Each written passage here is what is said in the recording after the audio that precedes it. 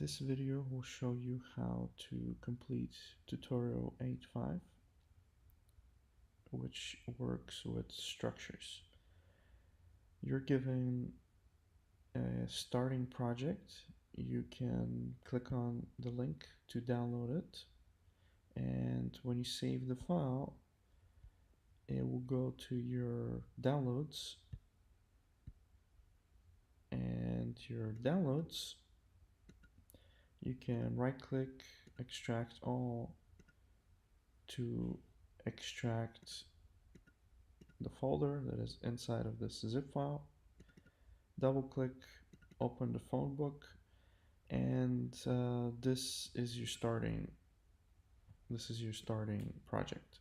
So we're gonna double click this to open it, and say OK,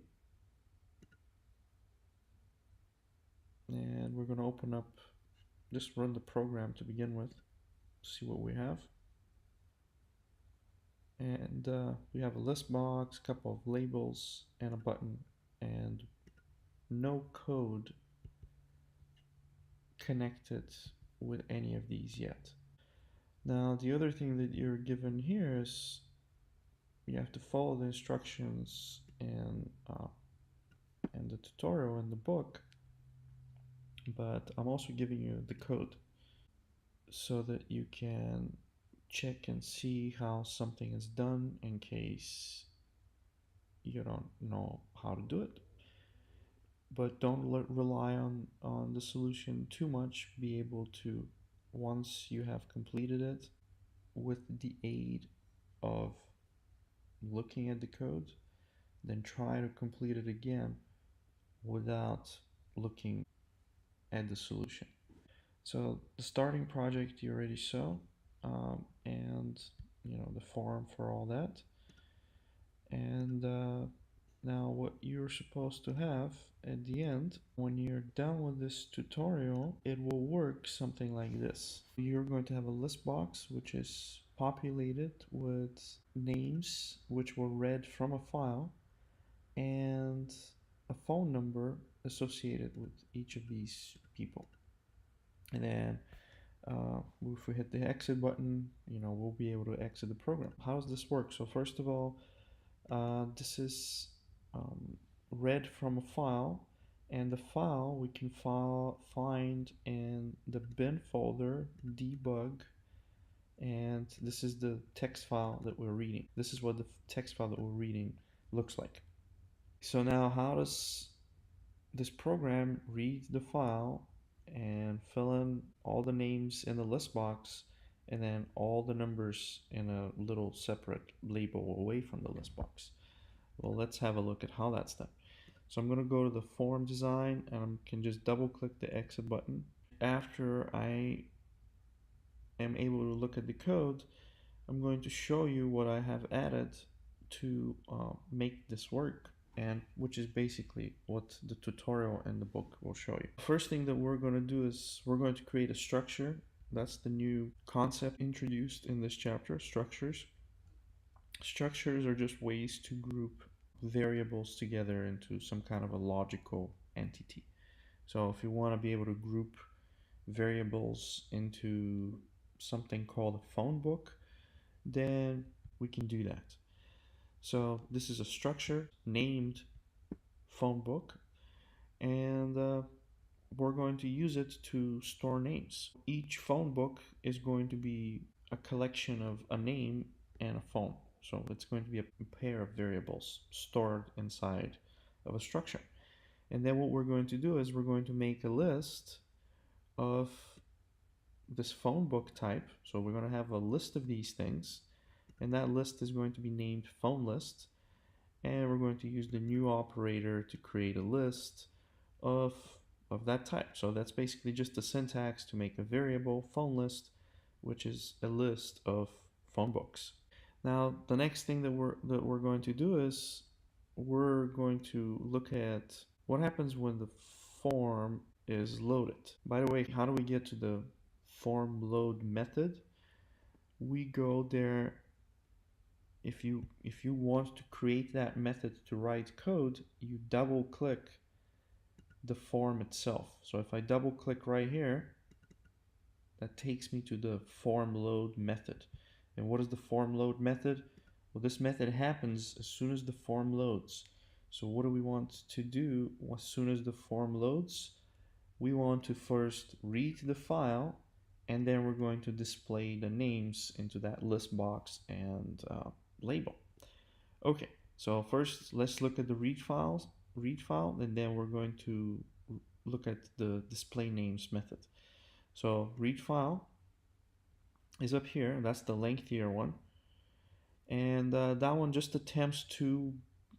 We're using a try because we're going to try to read from a file and maybe we're not going to be able to. So we're going to generate some kind of a generic error message if we can't read from the file. So that's the purpose of the try and catch. And in here, what we're doing is we're going to create a couple of variables. One is a stream reader, which is going to be used to read from the file. The other one is a string variable. And we're going to create a phone book, an instance of the phone book entry structure. So what is the phone book?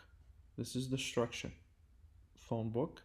And this is how we create a new instance of the phone book structure. So it's basically the syntax is the same as creating an object, except we're creating a structure. Then the next thing we're going to do is we're going to, and the purpose of this, by the way, the entry is going to be every time we read a line from the file, we're going to store the pieces of that line inside one of these, well, inside this variable entry. And then we're going to be adding this variable to the list of such variables that we made earlier. So first thing is, after we created the entry, we're going to open the file, and the file is this one, right? We're opening this file, and then we're going to attempt to read from the file until we get to the end of the file. We're going to read a line, which is the string, so we're going to read a single line, and then what we're going to do is we are going to create an array of strings named tokens. And what are these tokens going to be? Well, it's going to be a list or an array where the first element is going to be this, and the second element of this array is going to be this. Right? So that's what we're doing then later on. We're saying entry.name. Entry was my phone book, the structure. So the name of the structure, entry, is equal to tokens 0, which is this, right? And the phone of the structure is equal to tokens 1, which is the second element of the array tokens, and which is derived from getting the line which we read and then splitting that line around the comma.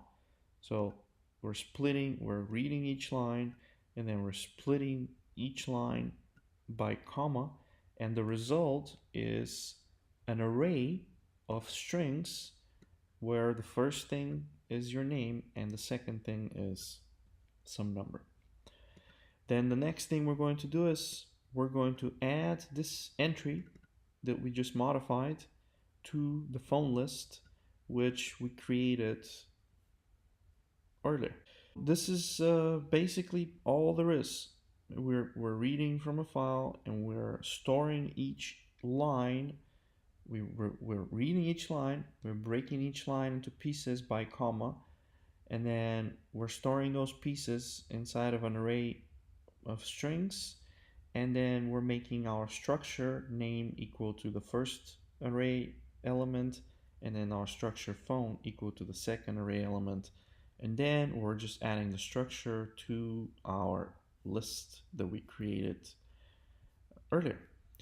And then the final thing is basically just now to display the names. What we have to do is fill up the list box with with just the names, right? So we're using, by the way, interesting loop, the for each loop, right? So the for each loop, we're having a phone book entry. That's the data type, and so entry is going to be of this type, and entry is going to be in my phone list, which we created up here earlier.